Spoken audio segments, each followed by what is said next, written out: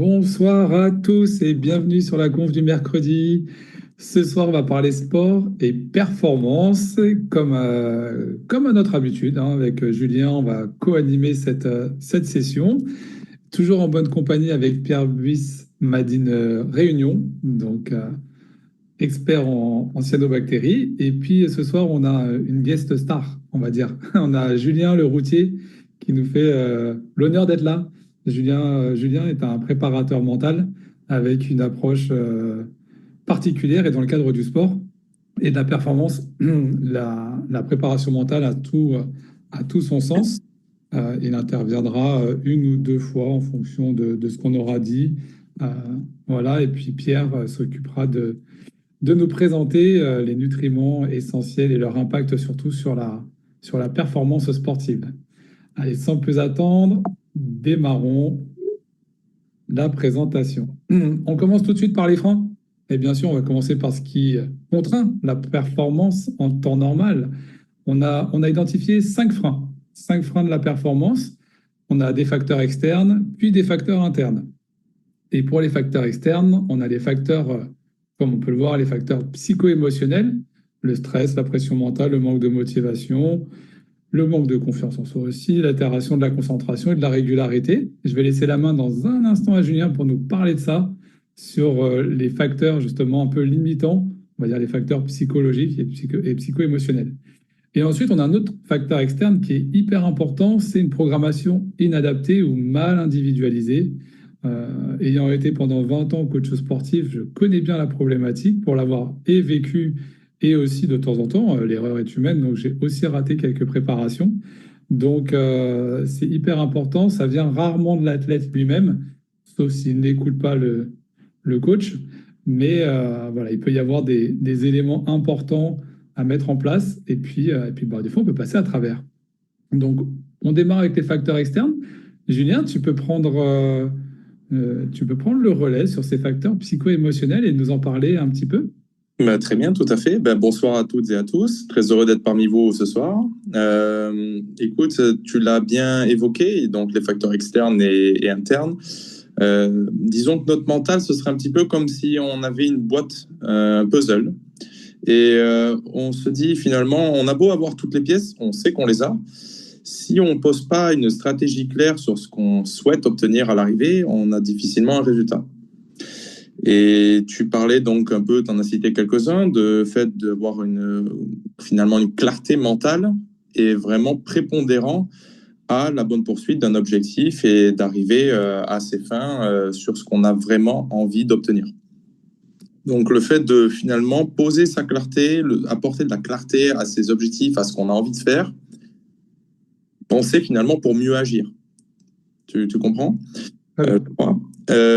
C'est-à-dire qu'on est plus en accord avec ce qui nous est réellement utile et ce qui nous importe, quelles sont nos valeurs, qu'est-ce qui va nous amener, où on va aller, et on est beaucoup plus au fait et en cohérence, que ce soit finalement dans le sport, dans le cadre de l'entreprise, dans le cadre finalement de notre vie de tous les jours, de notre quotidien.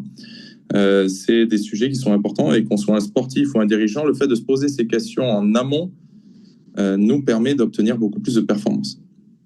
Tu parlais des facteurs émotionnels qui sont également prépondérants finalement dans la performance, puisque on a beau être le meilleur athlète du monde. J'entendais l'autre jour un de mes confrères qui parlait et qui avait accompagné notamment Serena Williams, pour ceux qui ne savent pas, qui est une grande championne de tennis. Et il expliquait que jamais Serena, une fois dans sa vie, s'était retrouvée sans avoir peur avant de rentrer sur le court de tennis. Et on parle d'une athlète affirmée, confirmée, et qui a quand même eu une sacrée carrière et de grandes performances et de réussite. Donc c'est comment être en accord finalement avec notre cerveau, comment comprendre finalement comment on va faire de ce stress une énergie positive plutôt qu'un frein.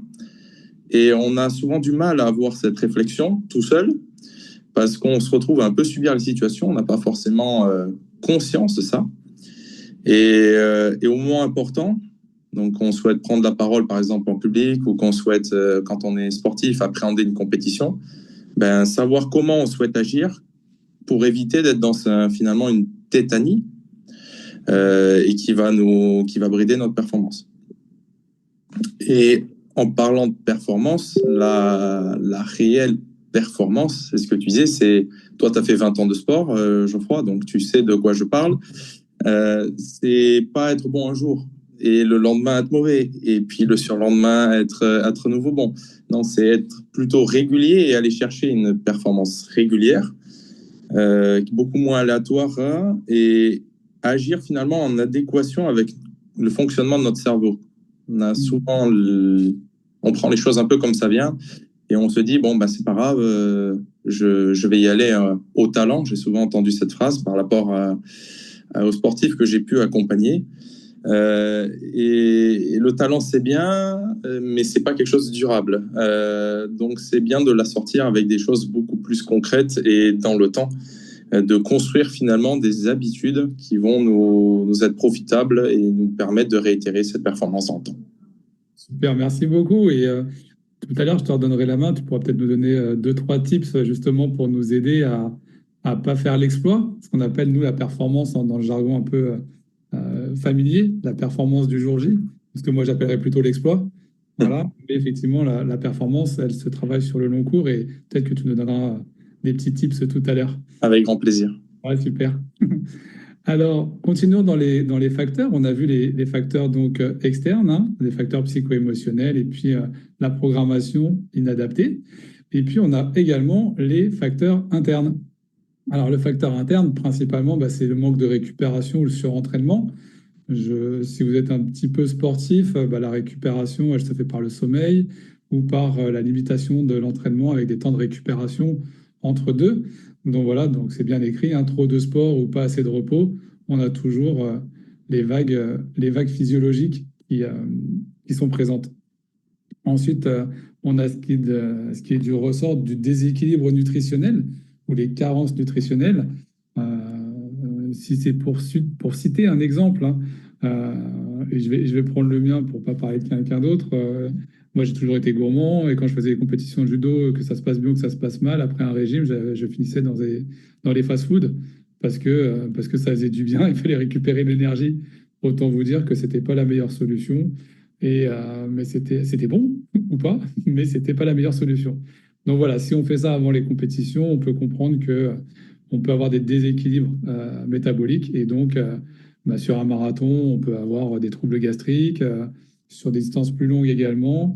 Quand on a besoin de concentration et qu'on a des désordres gastriques ou émotionnels ou de la fatigue et qu'on commence à somnoler, c'est plus compliqué. Donc tout ça entraîne également bah, des baisses d'énergie, de l'inflammation et puis une capacité à récupérer beaucoup plus lente. Et puis enfin, on a les troubles musculo-squelettiques. Ça, ça, c'est un peu mon quotidien au travail. Donc, un mauvais alignement postural, des tensions chroniques, des blocages articulaires. Tout ça, ça va limiter l'amplitude. Ça va entraîner des douleurs à cause des compensations. Donc, on va avoir besoin de rééquilibrer ça régulièrement. Comme j'aime le dire auprès des sportifs que j'accompagne au quotidien en ostéothérapie, plus on va pratiquer 2 fois dans la semaine une activité, et plus régulières vont être les séances de remise en état, on va dire, de réalignement euh, au- comment dire, pour l'activité, pardon. Donc, ça va vraiment être nécessaire. Si vous regardez sur la gauche de votre écran, vous avez une petite information concernant les cellules avec un fonctionnement affaibli et un fonctionnement normal. C'est pour revenir sur la notion de déséquilibre nutritionnel. Si on a un déséquilibre nutritionnel, bah, vous pouvez voir une cellule rouge là-haut, d'accord, où les nutriments sont absorbés lentement et puis les déchets sont éliminés lentement également. Donc il y a un dysfonctionnement de la cellule. En revanche, quand elle fonctionne normalement, les nutriments sont absorbés facilement et les déchets sont évacués également plus facilement. D'où l'importance d'avoir une alimentation équilibrée. Et pour ça, on va avoir notre ami Pierre qui va nous en parler dans quelques instants.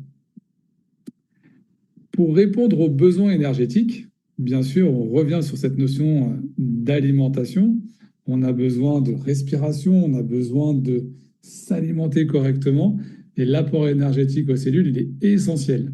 Il est essentiel donc par les macronutriments, excusez-moi, donc tout ce qui est lipides, acides gras, les protéines à valeur biologique optimale et les glucides. Ça, c'est pour avoir de l'énergie. hein. L'énergie dans le corps, elle s'appelle l'ATP, adénosine triphosphate. Et en fait, c'est le carburant de l'effort. Donc, on a plein de petites cellules dans notre corps qui nous permettent de créer cet ATP. On a les glucides, on a les lipides et on a également les protéines. Voilà, on a d'autres micronutriments qui sont très importants, les vitamines, les minéraux, les oligo-éléments, qu'on retrouve dans certains compléments de la marque Zinzino. Et ensuite, on a l'hydratation qui est essentielle et surtout en ce moment, alors je ne sais pas où vous habitez, on va dire tous, mais dans le sud du côté de Perpignan, on atteint les 30 degrés là depuis quelques jours et pour s'entraîner en fin de journée, c'est compliqué. Et le matin, la chaleur monte très vite. Donc ça, c'est important. On peut évoquer également l'importance de l'hydratation et surtout d'une eau un peu plus salée, je dirais, dans les environnements humides. Donc, chaleur et humidité font pas bon ménage pour l'organisme dans le cadre de séances de sport ou de performance lors d'une épreuve. Et enfin, voilà, l'utilisation des différentes filières énergétiques dans notre corps. Ça, c'est un point important qu'il faut soulever. On dit toujours qu'on commence par les glucides et puis qu'ensuite on prend les lipides et enfin on prend les protides. En fait, les trois filières énergétiques démarrent en même temps, mais l'une prend plus d'ampleur au début, c'est celle des glucides. Et quand elle chute et qu'il n'y a plus assez de glucides pour apporter les éléments et pour fournir assez d'ATP, hop, la filière des lipides prend le relais. Sur des épreuves un peu plus longues, c'est très utile. Et puis, même chose, quand elle redescend et qu'elle s'affaiblit, eh bien, on a la filière des protides et des protéines donc, qui sont utilisées pour aller dans des efforts beaucoup plus longs. Donc, voilà. Est-ce que c'est clair jusque-là? En tout cas, j'espère que c'est clair et je vais continuer. Alors, comment s'alimenter durant un effort? Alors là, c'est encore toute une stratégie parce que ça va dépendre de l'effort. Vous allez bien comprendre que sur une épreuve, ou je ne sais pas, sur un gala de danse, sur une chorégraphie qui peut être intense, mais sur un temps très court, on va avoir un effort totalement différent que sur une épreuve de longue distance, comme du trail, comme de l'Ironman, comme du paddle autour de Tahiti. J'en sais rien. Voilà, il y a plein d'épreuves. Il y a aussi des épreuves intermittentes. Je pense à Pierre et à la Réunion au surf, par exemple, où on va avoir un temps très court sur une vague. On va avoir un temps de pratique pour prendre la vague. Et puis, une fois que la session de, je crois que c'est 10 minutes, elle est passée, ils ont un temps de repos pour passer aux séries suivantes. Donc voilà, ce sont des efforts intermittents. Donc, il faut avoir cette forme de régularité énergétique aussi dans la journée en fonction des efforts. Alors, bien sûr, pour avoir une alimentation et pouvoir être équilibré durant un effort, une supplémentation en vitamines, c'est important, hein. Les apports en acides aminés essentiels et non essentiels aussi. On en parlera et Pierre nous évoquera ça juste après. Éviter bien sûr tout ce qui est les hypoglycémies, donc apporter des glucides avec un IG bas. L'IG, c'est indice glycémique bas. Donc à savoir que si on prend des pâtes toutes seules, par exemple, on va avoir un indice glycémique élevé. Pour le coup, on peut prendre le pain aussi. On a un spécialiste du pain, je crois, ce soir également qui est là. Donc voilà, un indice glycémique bas, ça peut être des pâtes coupées avec des fibres. Mais il faut faire attention sur un effort long, ça peut déranger le transit. Donc voilà, il faut être vigilant. On a notre petit bonhomme bleu qui est sur la droite et vous allez voir ce qui est bon également pour lui en essentiel et non essentiel. Je vous laisse lire, je vais pas tout lire parce qu'il y a beaucoup de choses, mais on a beaucoup d'éléments qui sont et essentiels et non essentiels. Voilà.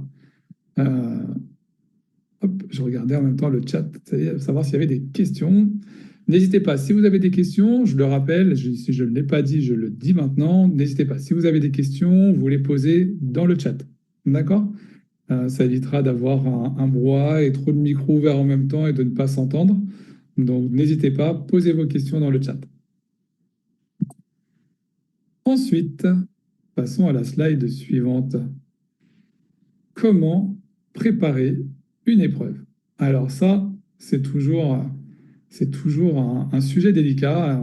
Il y en a qui vont un peu préparer au feeling. Comme disait Julien tout à l'heure, il y en a qui vont préparer au talent. Il y en a qui vont s'entraîner avec des applications et qui vont être hyper vigilants à bien respecter toutes les séances. Et puis, euh, et puis, il y a plein de notions sur lesquelles il faut être vigilant. Alors, est-ce que c'est la rigueur? Est-ce que c'est le plaisir? Est-ce que c'est l'exploit de la compétition qui est programmée, ça va dépendre de chacun, chacun son approche, chacun sa philosophie là-dessus. Mais en tout cas, il y a quelques règles d'or à respecter et, euh, et entre autres, travailler, hop, excusez-moi, j'étais un peu trop vite, travailler sur la durée de la préparation suivant le type d'effort. On peut prendre l'exemple d'une course longue distance. Alors, est-ce que vous connaissez le triathlon, j'imagine? Triathlon, 3 épreuves. Moi, je vois toutes les têtes qui se penchent comme ça, donc c'est OK pour moi. Le triathlon, hein, 3 épreuves, natation, vélo et course à pied, 3 efforts un petit peu différents. Le triathlon, ils ont été intelligents, ils ont créé plein de formats différents, du découverte qui est très court à la distance M, ensuite la distance L et la distance XL. Donc on va de 750 mètres dans l'eau, 10 à vélo et 5 à pied pour le plus court, c'est la version sprint, à l'Ironman, qui est multiplié par 4, hein, on arrive à 3,8 km dans l'eau, 180, 190 en vélo, et un marathon pour finir. Bien sûr, vous doutez bien qu'il y a des épreuves qui sont sur du plat, c'est plutôt sympa, et puis il y a des épreuves qui se font en montagne, c'est encore un autre effort. Donc voilà, il est important de travailler sur la durée et sur la durée spécifique de l'épreuve. C'est très très important. On ne va pas se préparer en faisant 1 heure de footing par jour pour faire un Ironman ou nager 20 minutes le midi à la piscine. C'est pas envisageable d'être sur cette dynamique-là. Ensuite, on a la préparation mentale. Et bien sûr, là, Julien, tu vas nous redonner quelques petits tips, 2, 3 tips pour nous aider. Ensuite, une alimentation saine, et bien, on vient d'en parler. Maintenir les taux hormonaux élevés, donc avec les supplémentations. Et bien sûr, on va éviter tout ce qui est soda, soja, bière avant. Et Pierre va nous l'expliquer juste après. Phytoestrogène, tout ce qui est céréales, légumineuses et sucre rapide également. Limiter le stress oxydatif, c'est-à-dire apprendre à bien respirer pour bien oxygéner l'organisme, pour éviter l'apparition de trop de cortisol. Et puis enfin, l'effort d'endurance, la protection cardiovasculaire, on a des éléments pour ça. Zinzino a des très très bons outils pour ça avec les oméga 3. Alors, je vois qu'il y a un petit 1. Alors, excusez-moi, il y a Youssef qui nous dit dans le chat, j'ai un problème de circulation sur ma jambe droite, je marche 5 à 10 minutes. Euh, que me conseillez-vous? Eh bien, pour l'instant, Youssef, on maintient la question. Tu n'arrives même pas à courir. On maintient la question et on y répondra juste après. Voilà un peu pour comment préparer une épreuve. Alors, on va solliciter notre guest du jour, Julien. Si tu peux reprendre la parole, tu nous donnes 2, 3 tips pour nous aider à performer et à faire l'exploit le jour J. Des tips, je dirais comme je l'ai dit tout à l'heure, on a déjà en fait notre boîte de puzzle, donc on a déjà tous les éléments. Mais tu l'as dit à juste titre, on a tous une manière d'appréhender une préparation qui nous est propre. Donc, tu as cité plusieurs éléments qui sont importants. Donc, le fait de comprendre finalement qu'est-ce que je souhaite obtenir en termes de performance. Donc, on en a parlé tout à l'heure, le fait d'avoir une clarté, le fait d'avoir réfléchi en amont, de savoir exactement ce que tu vas mettre en place pour pouvoir arriver à ton objectif. Le fait de le visualiser comme s'il avait déjà été vécu, parce que finalement, on parle souvent de visualisation en préparation mentale. Donc, pour les personnes qui sont en mesure de le faire, c'est avoir la capacité à se projeter parce que notre cerveau ne va pas faire la différence entre un souvenir déjà vécu de finalement une projection réaliste et cohérente donc du succès de notre préparation. Et après, tu en as parlé, c'est faire en sorte finalement que tous ces petits grains qui pourraient venir nous embêter, tout ce qui pourrait nous perturber. Tu as parlé justement de l'alimentation, tu parles également, il me semble, de la gestion du stress par la respiration. Tu vois, toutes ces petites choses auxquelles on ne pense pas forcément. Donc, c'est le fait de se dire que chaque détail compte et comprendre qu'est-ce qui finalement est important pour nous pour réaliser cette préparation en adéquation avec notre objectif. Super. C'est trop, trop bien. Et pendant l'effort, est-ce qu'on a, justement, des fois, on peut avoir des variations. Tu parlais tout à l'heure du tennis. Pendant l'effort, on voit bien que dans le tennis, des fois, c'est très compliqué. On le revoit, on l'a vu en finale d'âme, où Sabalenka, si je ne dis pas de bêtises, a vrillé à un moment donné. Elle a pu contrôler. comment on peut faire donc, pendant une épreuve ou pendant un effort pour se recentrer sur, sur l'instant T, en fait? Comment ils peuvent faire? Parce qu'on voit au tennis que c'est compliqué des fois. Et à notre niveau, en toute humilité, bon, comment tu peux nous aider là-dessus? Et tout est dans le travail de préparation dont tu as parlé. C'est-à-dire que le jour du match, tu es dans de l'exécution. C'est-à-dire que ton cerveau, tu lui confies le pilotage automatique des mises en action, de schémas qui ont déjà été préparés en amont. D'accord. Pour traduire, en gros, tu me parlais, toi, du match de tennis, c'est-à-dire que quand j'arrive dans mon match de tennis, je vais répéter des mêmes gestes, je vais être capable de, en cas de déconcentration, tu as parlé de cet aspect-là, de mettre en place une habitude qui me permet de très rapidement revenir dans mon match et me reconcentrer, me remobiliser. Donc, c'est un peu comme faire un reset mental, tu vois, donc sur le moment où tu es en difficulté. Et finalement, tu n'es plus à penser ce qui s'est passé, tu es juste dans l'action par la mise en conditionnement que tu as effectué au préalable. Donc, tout ça, c'est le travail en amont du match qui te permet de savoir comment réagir sur le moment T et être extrêmement précis et efficace sans avoir à te poser beaucoup de questions. Tu es plus dans l'action et tu mets un peu une capsule temporelle pour pouvoir gérer ses émotions, revenir à de la concentration et savoir faire ce que tu fais déjà de bien. Parce que généralement, les personnes sont déjà à un bon niveau. Quand elles sont à ce niveau-là, je pense, tu parles de finale de Roland-Garros. C'est pour ça que... Mais c'est tout aussi valable, tu vois, à notre niveau, aussi humble soit-il. C'est-à-dire qu'on a la même cohérence et la même logique. Super, super, super. Merci beaucoup, Julien, pour tes apports hyper riches. Je vais tenter de solliciter Albert, s'il n'est pas très loin. Je vois qu'il n'est plus sur la caméra, pour nous parler des IG, des indices glycémiques dans le pain. Mais peut-être qu'il n'est pas là. Si Albert, tu es de retour? Tu nous entends, Albert? Oui, j'arrive. Ah, super. Je t'ai entendu. Comment t'es pas là? Oui. Allez. Ce que je peux dire dans le domaine du pain, c'est que avoir différentes céréales dans le pain, ça c'est un point important. Avoir de moins en moins de blé ou certains types de blé génétiquement, des anciens blés, d'accord? Ça c'est important parce que les anciens blés ont moins de chromosomes que les nouveaux blés. Les nouveaux blés ont 46 chromosomes aujourd'hui et les anciens 12. Donc, ça, c'est un point important dans le domaine du blé. Deuxièmement, dans le domaine du blé, essayer de plus en plus d'avoir du bio ou du label rouge, où il y a eu moins de pulvérisage, où il y a eu moins de choses qui ont été mises sur les blés. Pourquoi je parle de la différence du blé bio et traditionnel? Alors, pourquoi? Parce que lorsqu'il est stocké, aujourd'hui, le blé traditionnel ou conventionnel, hein, c'est le terme exact, on le pulvérise pour tuer les araignées, les charançons à l'intérieur. Et là, votre blé en reprend encore une couche et donc c'est pas bon. Les bio, eux, ils sont stockés et ils ont une soufflerie, c'est-à-dire qu'on n'ajoute pas de produit à l'intérieur de la cuve de stockage, donc un produit de moins.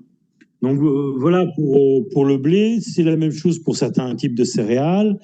Aujourd'hui, des graines peuvent être ajoutées. Moi, j'apprécie beaucoup le lin parce que c'est beaucoup d'oméga 3 dans ce pain.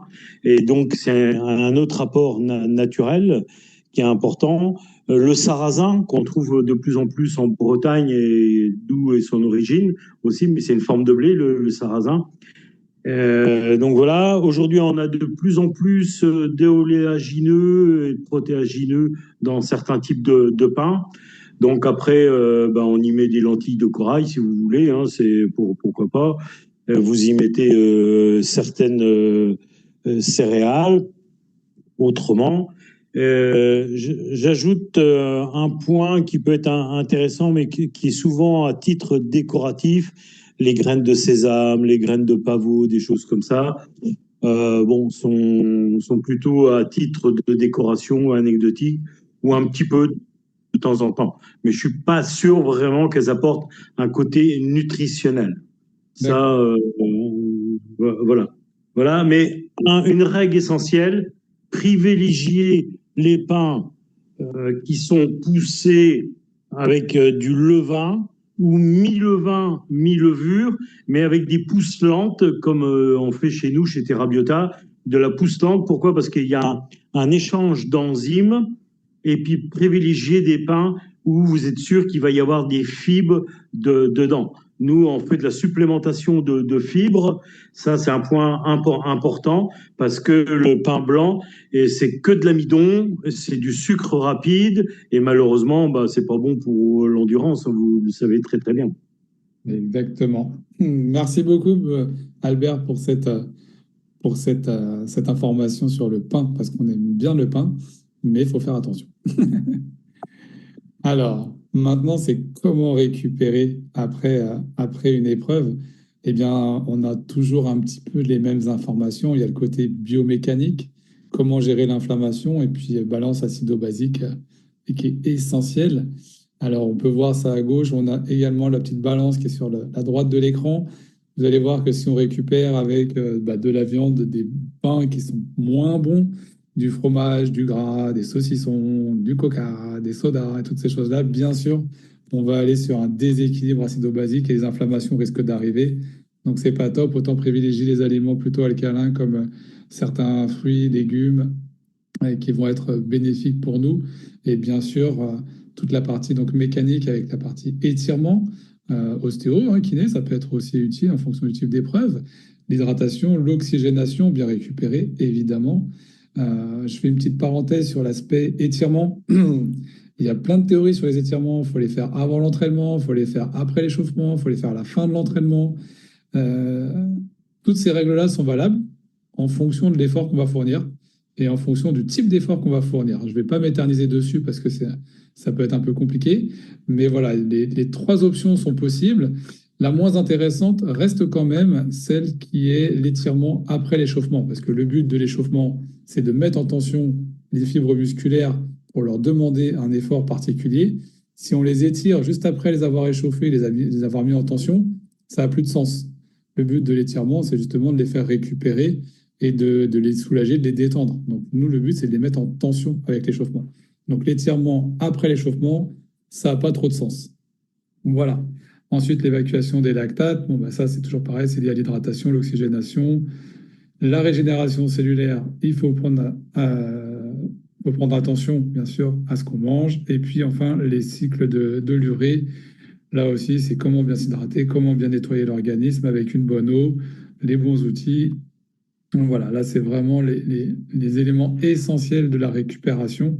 Et bien sûr, on pourra y ajouter quelques éléments complémentaires d'alimentation dont on parlera après.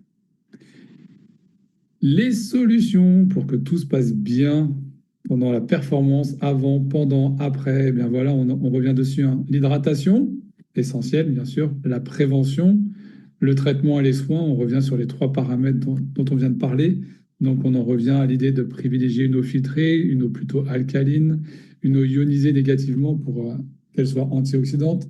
Et bien sûr, des contenants non plastiques, tant qu'à faire, c'est pas mal. Donc ça, c'est bon pour la partie hydratation. Pour la partie prévention, idem, hein, alimentation équilibrée, on revient toujours sur les mêmes notions, l'activité physique qui va être essentielle quand on parle d'activité physique, alors qu'on parle de sport aujourd'hui.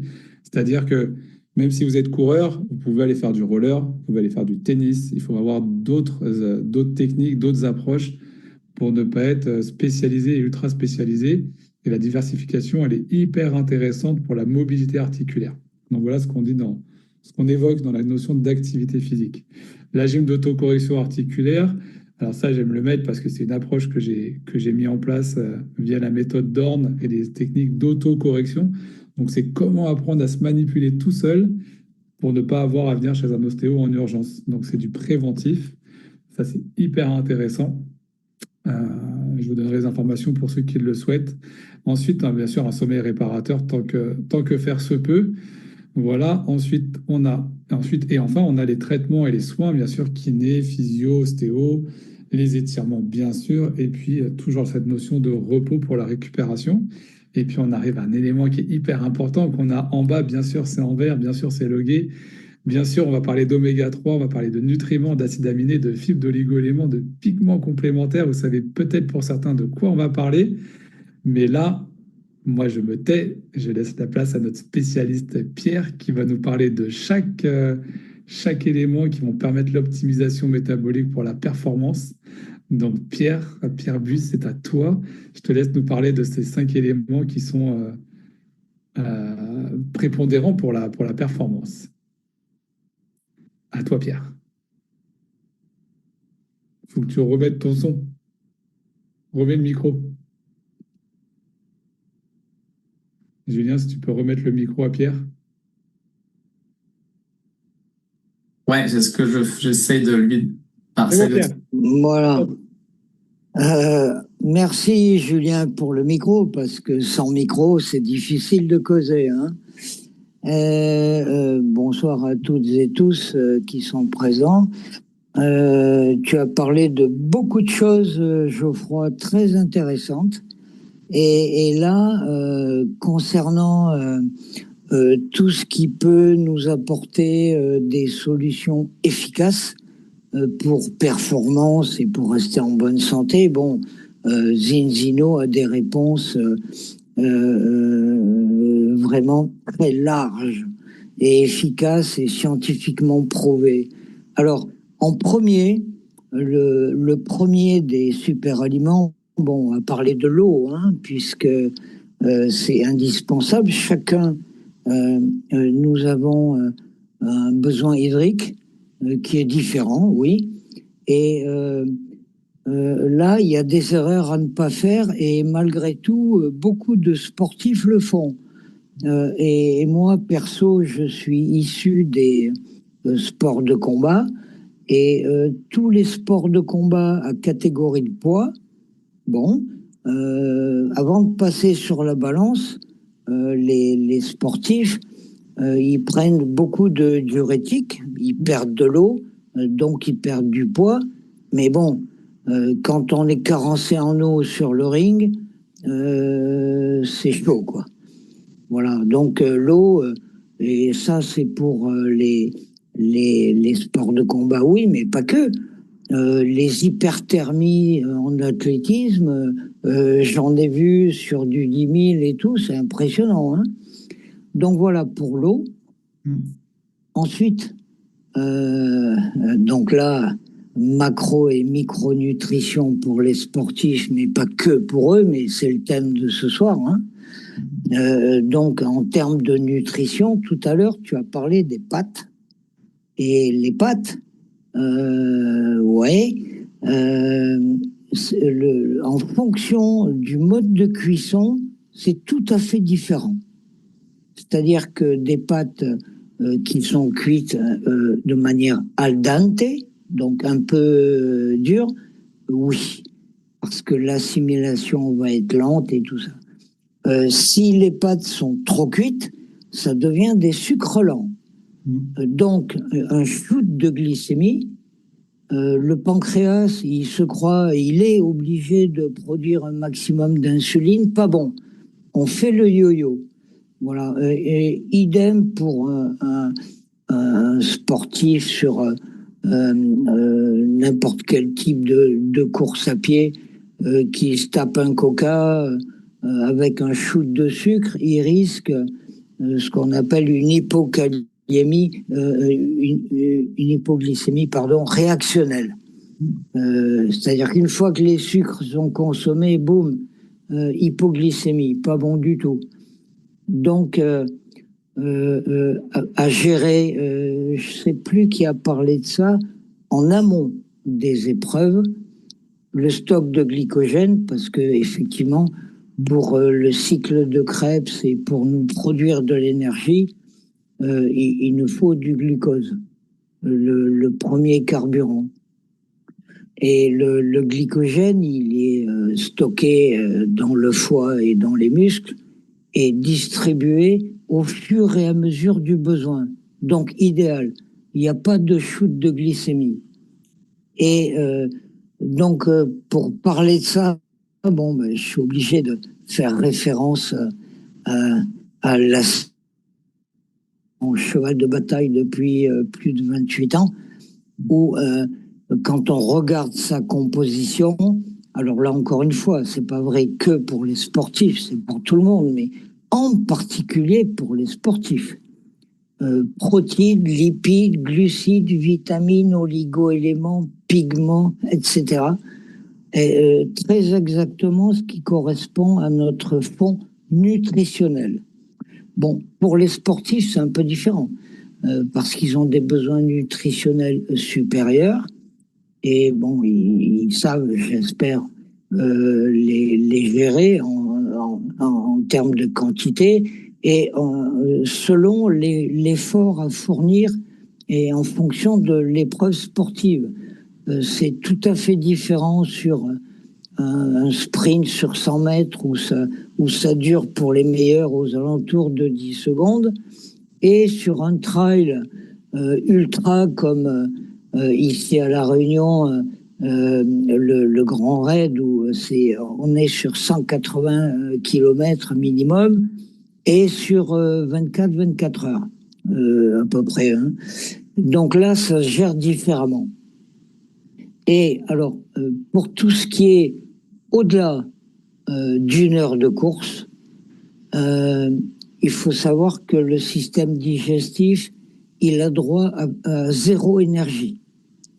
Donc, au-delà d'une heure, si on s'avise de consommer des éléments qui vont demander un effort au niveau de la digestion, ça va être compliqué, et il y a risque de gerber quelques kilomètres après, ce qui arrive souvent.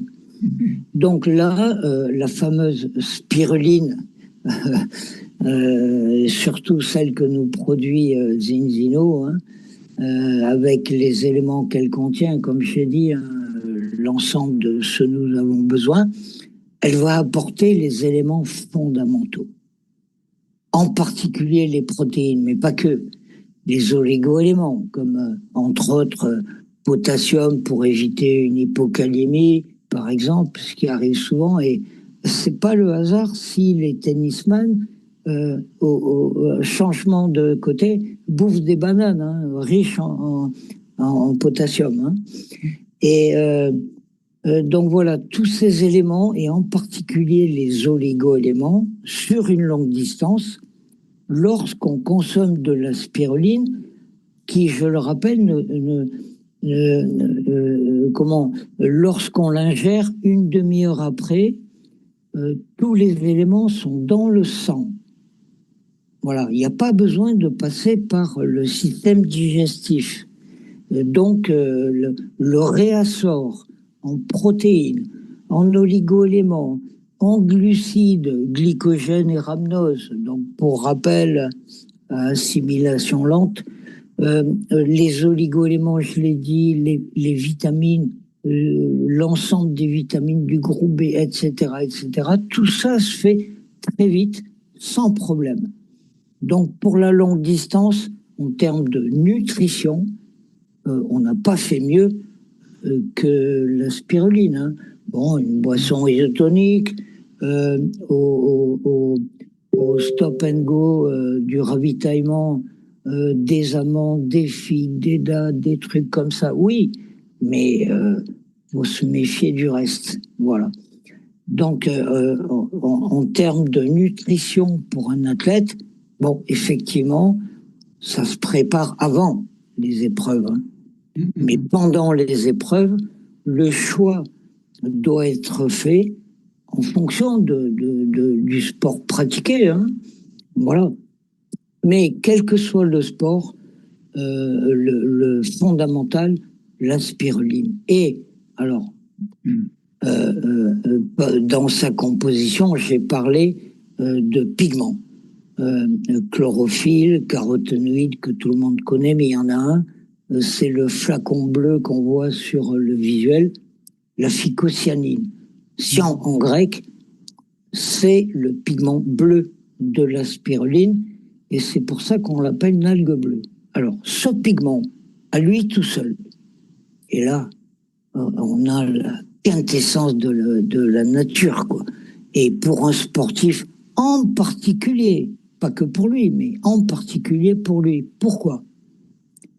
Parce que lorsqu'on ingère ce pigment, on augmente notre VO2 max de manière très importante. En fait, tous les sportifs courent avec un cardio, connaissent leur battement cardiaque, et avec la phycocyanine, ils gagnent entre 15 et 17 pulses minutes. C'est énorme, hein. Et au-delà de ça, la VO2 max augmentée, elle va ce qu'on appelle tamponner l'acide lactique produit, parce qu'à chaque contraction musculaire, on produit de l'acide lactique qui, c'est pas un déchet, hein, c'est pas vraiment un déchet. Donc on produit de l'acide lactique qui est un facteur limitant et une inflammation. Et là, l'inflammation, au bout d'un moment, ça pique, hein. Et donc l'acide lactique, alors pour se rendre bien compte, hein, vous regardez en athlétisme une épreuve sur 400 mètres par exemple, où là, avant les 100 derniers mètres, là où l'acide lactique commence à bien s'accumuler, donc pour rappel c'est un facteur limitant, on voit un ou une athlète qui revient du diable Vauvert du peloton et qui va doubler tout le monde tranquillement et qui va gagner la course. Pourquoi? Parce qu'elle a mieux géré son acide lactique. Voilà. Et la phycocyanine permet pour être plus précis, à partir d'un lactate, elle le transforme en 34 molécules d'ATP, donc d'énergie. Donc, avec un pseudo-déchet, on produit de l'énergie pendant et après l'effort. C'est-à-dire une meilleure récup derrière. Et pour certains sports, et moi personnellement, je peux vous donner 2 exemples perso quand j'habitais Chamonix, sur la face sud de l'aiguille du Midi, en escalade. J'ai passé un premier surplomb en exagérant avec les bras. Au deuxième surplomb, j'avais les avant-bras tétanisés, chargés de lactique. Je suis vite redescendu en rappel, hein. Deuxième expérience hyper négative avec le lactique. Je suis un skieur, moi, hein, mais sur la neige en particulier, mais sur l'eau. Et en ski nautique, sur un monoski très tubulaire, donc super pour les figures, mais pour sortir de l'eau, ça tire. Et là encore, comme un con, j'ai tiré sur les avant-bras. Le soir même, épitrocléite, impossible de tenir un verre dans ma main ou une boule de pétanque, hein. Donc l'acide lactique, ça se gère.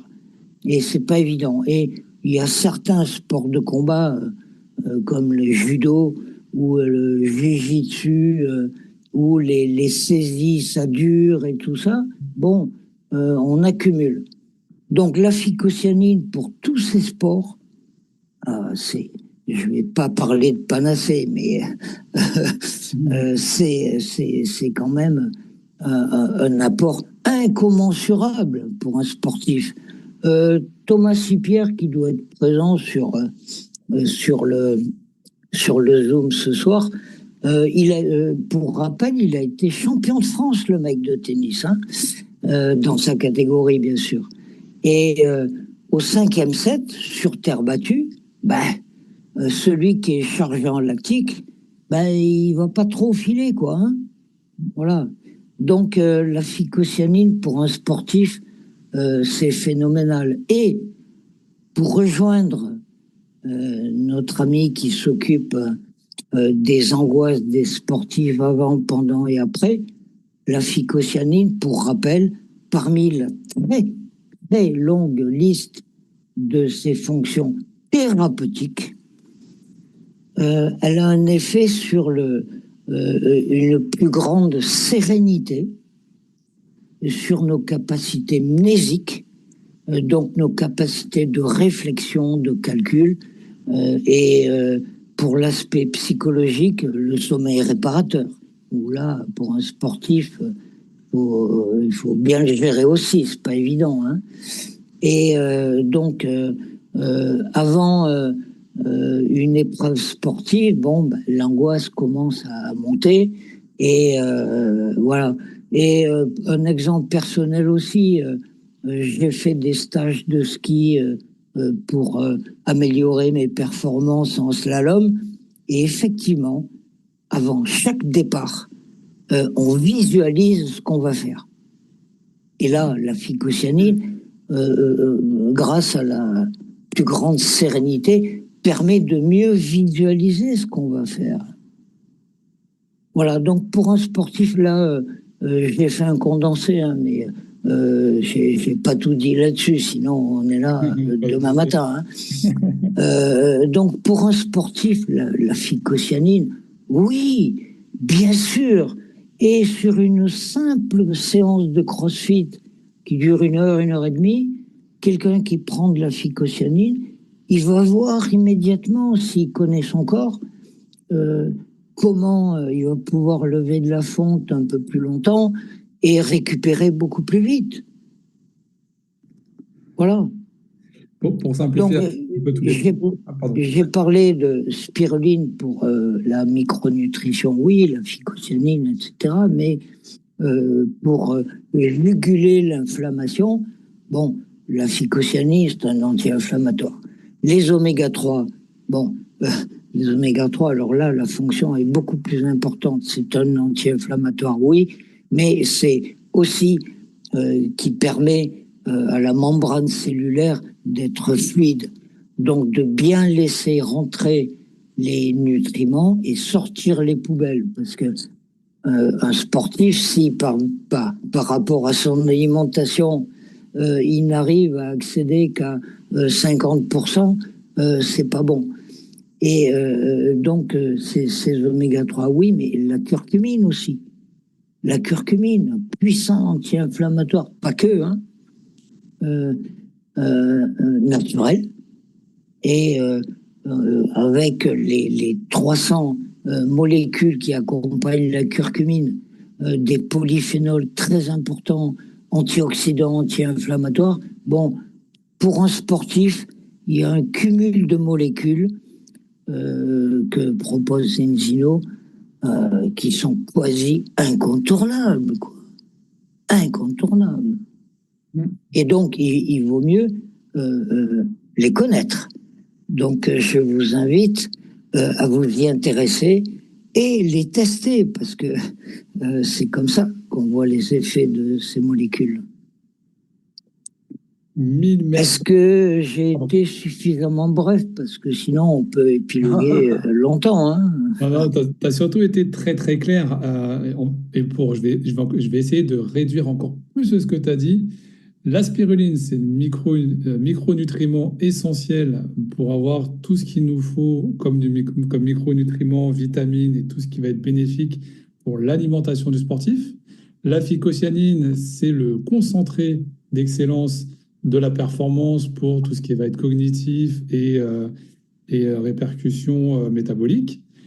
La balance oil, si je dis pas de bêtises, hein, on va avoir un fluidifiant aussi sanguin qui va nous permettre de mieux capter l'oxygène, de mieux capter aussi les bons nutriments pour être bien alimenté pour la performance.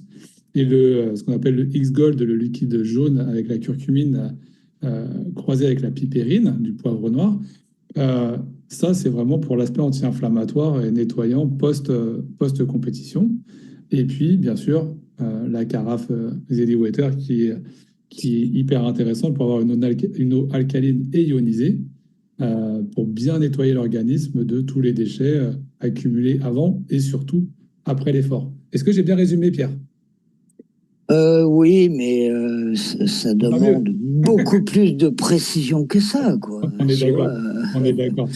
On Ça n'a peut-être pas que demande. des grands athlètes autour de nous ce soir, donc on essaye de ça. Non, mais alors, attention, Geoffroy.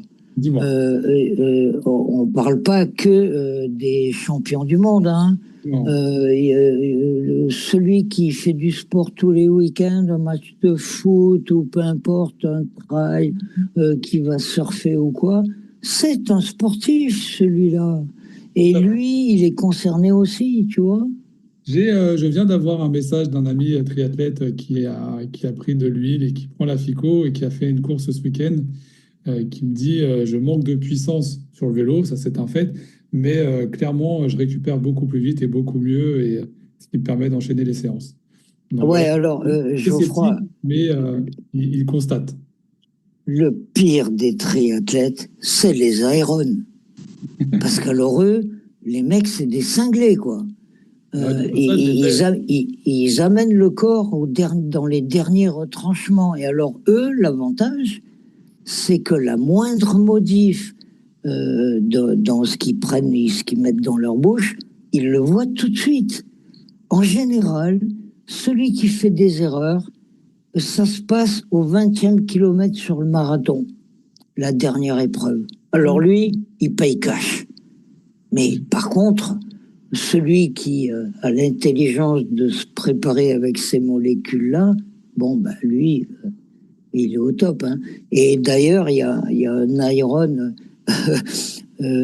qui s'appelle Ludo le Fou. Il est fou parce qu'il a aligné 41 Iron en 41 jours, quoi. ouais, j'ai vu Et, ça. et ben lui, merci la phycocyanine pour lui. D'ailleurs, je ne sais pas s'il est toujours consommateur, mais il en a fait la promotion.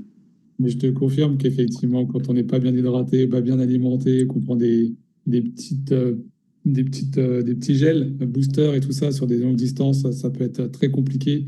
Et j'ai vu des très bons triathlètes, des amis, quand on a fait l'Ironman, justement, parce que j'ai eu la chance d'en faire un, et ils sont tombés comme des mouches parce qu'ils n'étaient pas bien soit alimentés, soit hydratés, et ils ont fini sous perfusion. Donc effectivement, l'alimentation et nos solutions d'optimisation métabolique, elles sont hyper intéressantes.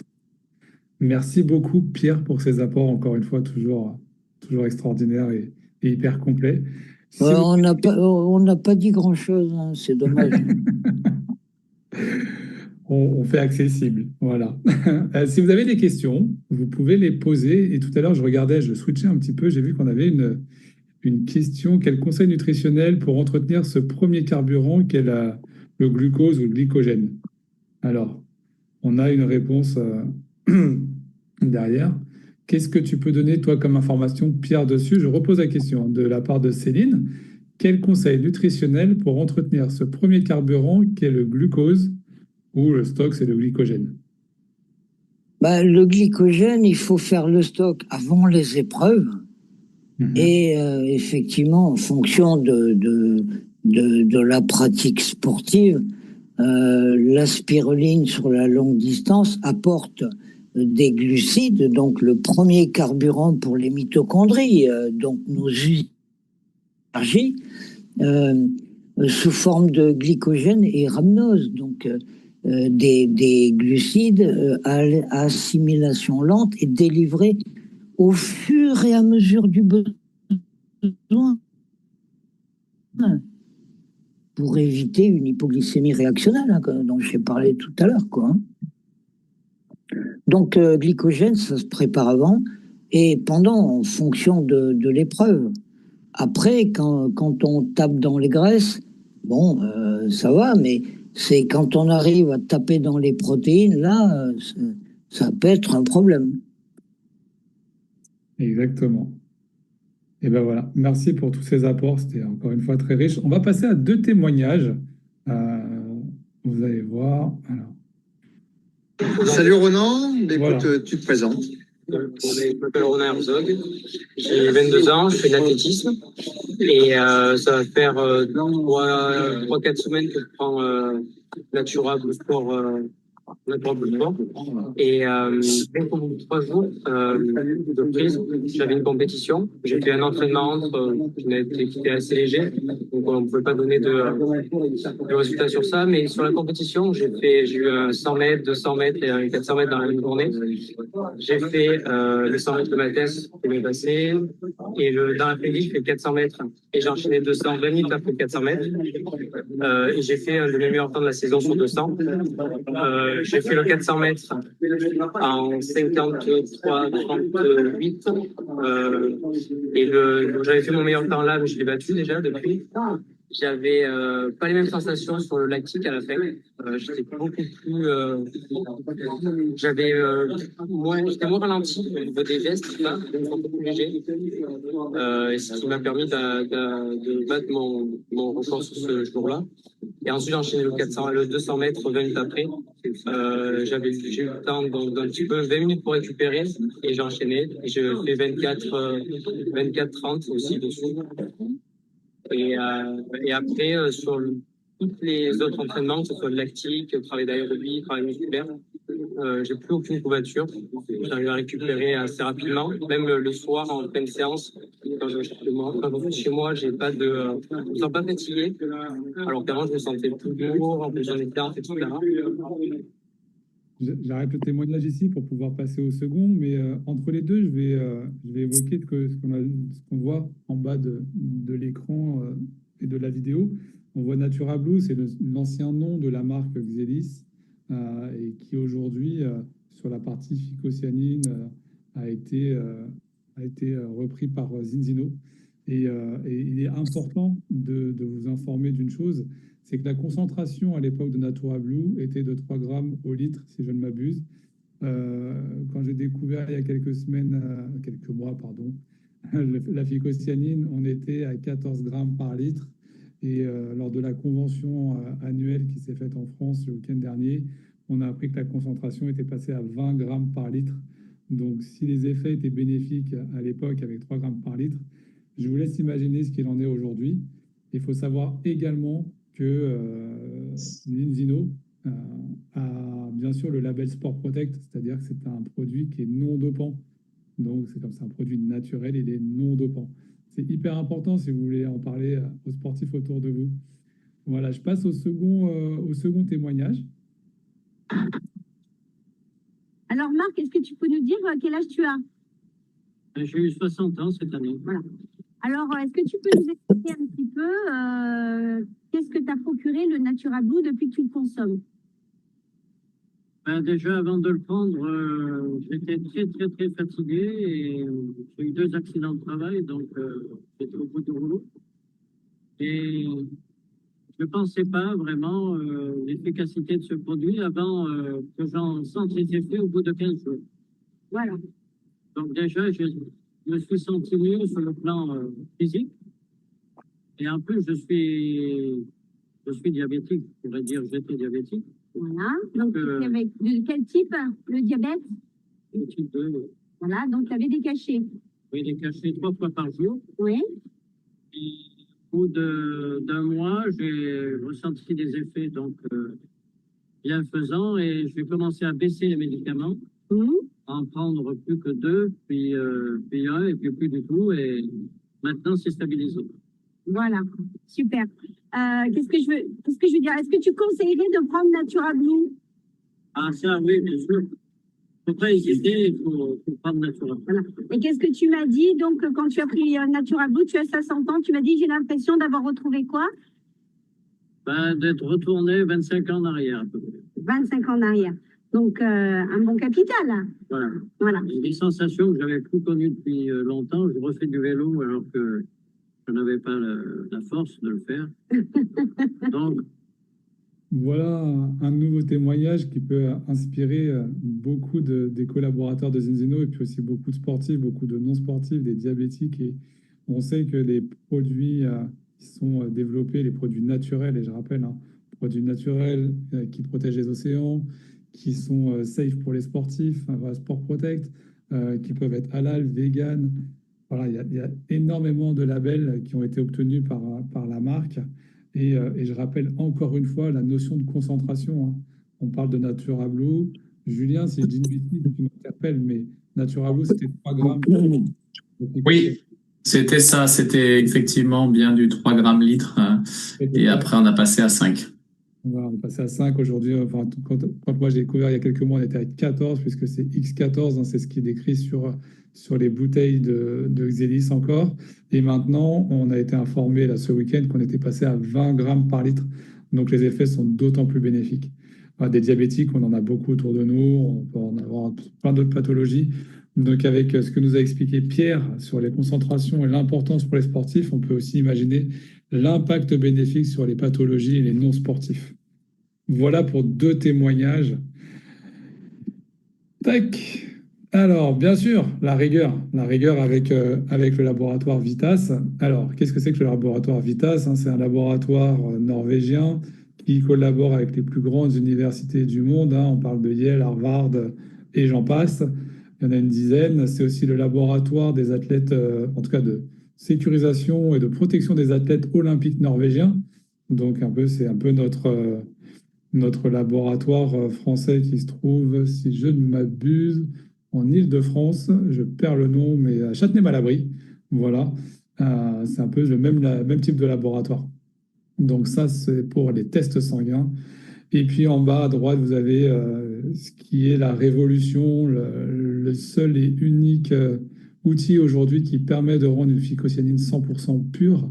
Ce sont les photobioréacteurs qui ont été développés par Tino, je perds son nom de famille, mais c'est pas grave.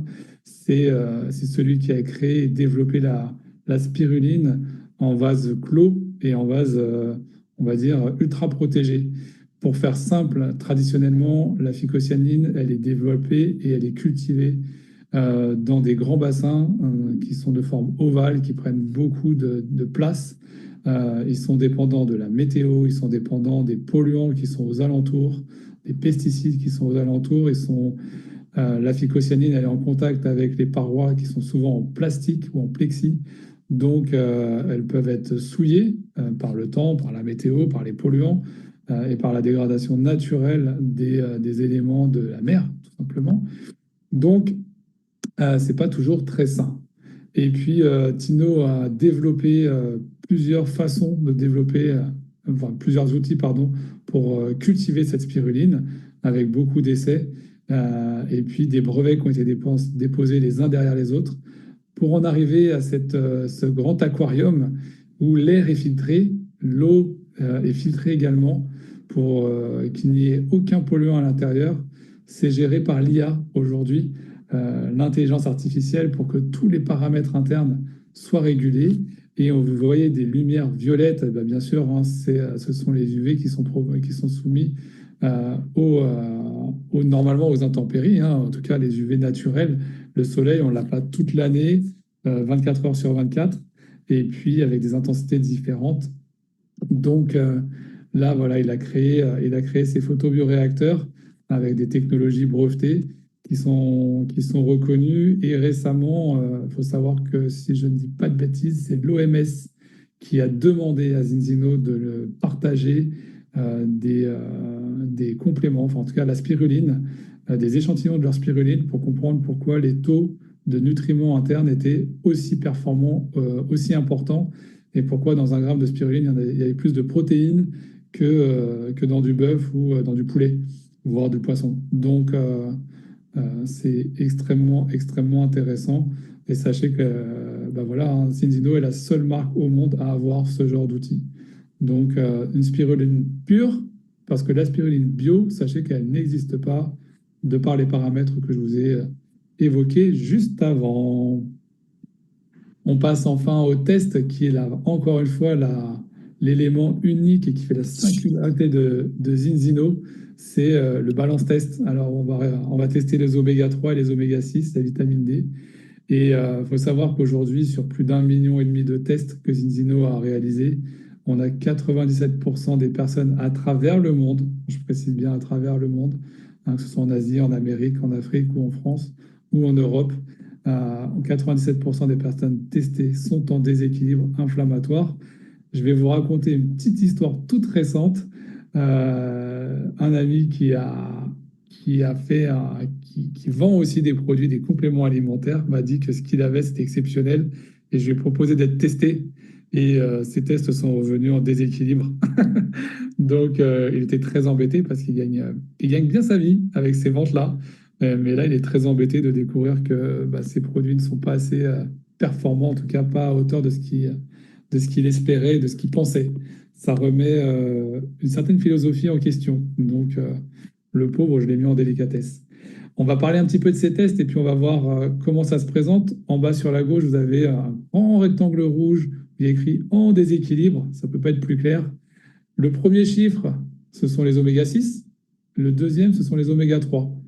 La moyenne, la valeur d'équilibre, on parlera de 3 oméga 6 pour 1 oméga 3.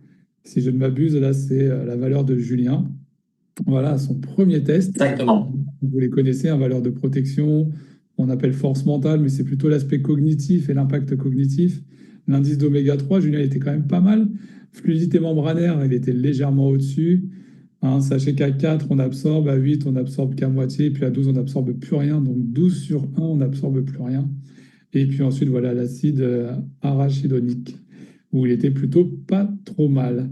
On voit sur la gauche, sur la droite, pardon, maintenant, la première colonne, il y a marqué test numéro 1. Et puis, on peut voir la différence avec son premier test réalisé. Et puis, le deuxième test avec 120 jours d'écart et la prise des oméga 3 de la marque Zinzino. Qui, pour information, je donne l'information comme ça, je la jette. Zinzino a eu un award de la qualité gustative de ces oméga 3. Donc, c'est un award international du goût des compléments alimentaires sur ces huiles et un award de 2 étoiles. Donc, ce qui est quand même l'élite mondiale en termes de goût. Voilà. Donc, on revient au test de Julien, valeur initiale 16,1 et puis 120 jours après, il passe à 2,6, donc en équilibre. Pareil pour la valeur de protection, il était à 0 pointé. Bravo Julien pour cette note. Puis ensuite 91. Enfin, l'indice oméga 3, pareil, on voit qu'il revient dans le vert. On voit que l'indice de force mentale est rééquilibré, légèrement au-dessus. Vous voyez la valeur au bout de la flèche. Là, on est à 1 pour 1 normalement. On était à 1,3 pour 1. Pareil, on est très proche de l'équilibre. On revient pareil, très proche de l'équilibre avec 4,7 sur la fluidité membranaire. Donc ça, c'est hyper intéressant. Et puis enfin, le dernier élément, l'acide arachidonique, pareil, il revient quasiment en équilibre. Ça, c'est juste en 120 jours. C'est-à-dire qu'en 4 mois, on peut transformer son fonctionnement métabolique grâce aux oméga 3. C'est quand même surprenant, c'est quand même étonnant quand on voit l'efficacité et l'utilité que ça peut avoir pour... Aujourd'hui, on parle des sportifs, mais pas que. Voilà, c'est aussi un anticoagulant. Donc, à ne pas prendre quand les gens prennent du cardégique. Faut être vigilant. Mais voilà, c'est un anticoagulant, donc c'est un fluidifiant sanguin. Donc, pour le sport, encore une fois, c'est vraiment essentiel. Voilà. Je laisse le chat ouvert pour les questions. Si vous en avez, on est là, on est présent, on essaie d'y répondre. N'hésitez pas. Sinon, on vous dit merci. Mais on va dire merci après avoir répondu aux questions. Ça vous va? Il y avait la question de Samja pour Pierre, peut-être. Ouais. J'ai un problème de circulation sur ma jambe droite plutôt. Oui.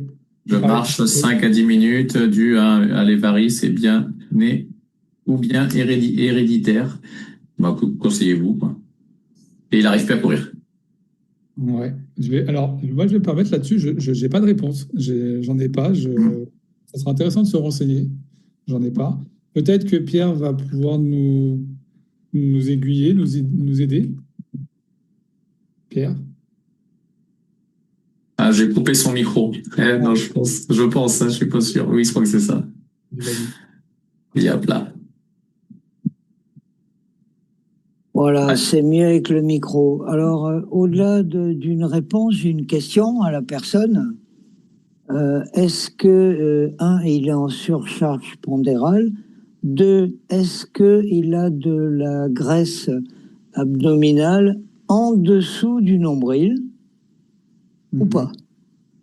Parce que ça a son importance concernant le retour sanguin.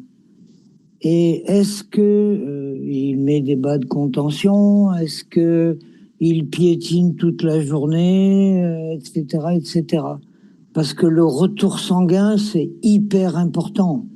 Il faut que le sang remonte, hein, on lutte contre la gravité, le sang, il faut qu'il remonte, et nous disposons de 3 pompes principales. 1, la voûte plantaire, qui permet de faire remonter le sang. 2, le mollet, où là, la médecine ayurvédique parle de 2e cœur, et une 3e pompe au niveau du sternum. Tout ça pour que le sang bleu arrive au niveau des poumons et fasse l'échange avec de l'oxygène pour repartir vers le ventricule gauche du cœur et repartir dans le circuit.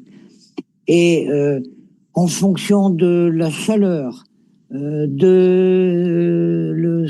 la personne piétine ou ne bouge pas du tout de la journée, ce qui est contraire aux prédispositions d'Homo sapiens d'ailleurs, parce que les veines ont une capacité de dilatation 24 fois supérieure aux artères. Ça veut dire que normalement, il y a des petits clapets, le sang remonte, le clapet empêche le sang de redescendre, et ainsi de suite. Mais si la tuyauterie vénale est trop dilatée, pour la chaleur, pour les piétinements, pour X raisons, le sang, il remonte pas, et il remonte mal. Donc les jambes lourdes, etc., etc. Voilà. Donc la graisse abdominale en dessous de la ceinture participe grandement à ce problème. Super. Merci beaucoup Pierre pour ces précisions. Merci beaucoup. Est-ce qu'il y a d'autres questions, Julien, sur le chat? Non, pas particulièrement. Il n'y en a pas d'autres. Alors, ça veut dire que la présentation a été top et que tout a été très clair pour tout le monde. Si c'est OK pour tout le monde, est-ce que vous pouvez mettre un petit oui dans le chat? C'est OK. Si vous avez trouvé ça extraordinaire, vous pouvez dire que c'était extraordinaire aussi.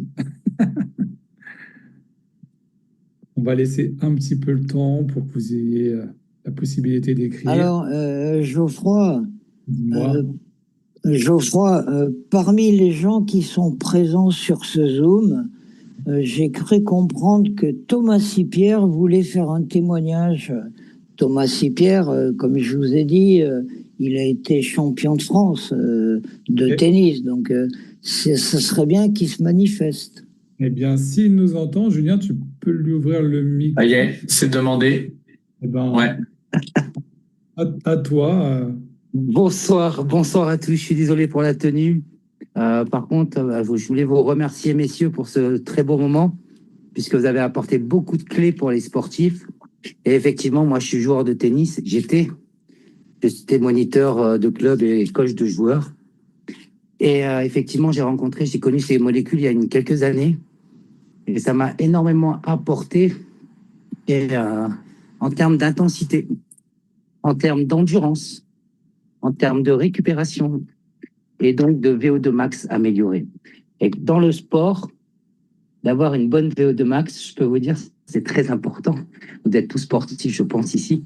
Donc l'importance d'avoir une VO2 max améliorée naturellement, ça n'a pas de prix. Et comme me disait tout à l'heure Pierre, il parlait de trailer parce que moi, je suis un client plus que satisfait qui a décidé de devenir ambassadeur et d'en parler autour de moi. Et pour vous donner une idée, je travaille avec beaucoup de trailers, avec Pierre aussi, et on a travaillé avec des trailers comme Davidos, qui sont des champions olympiques. Et en fait, tous les retours qu'on a des personnes avec qui font des marathons, qui font des trails, qui font de l'athlétisme, des longues distances, le retour est tous le même. Ils ont gagné 15 à 17 pulsations à la minute. Et ça, pour moi, c'est important. Je voulais vous le partager. Parce que la phycocyanine avec la curcumine, la spiruline, l'huile de balance et l'eau, je n'oublierai pas l'eau, l'importance de l'eau pour le sportif, tout ça fait qu'on a un quintet gagnant, j'appelle ça le quintet gagnant.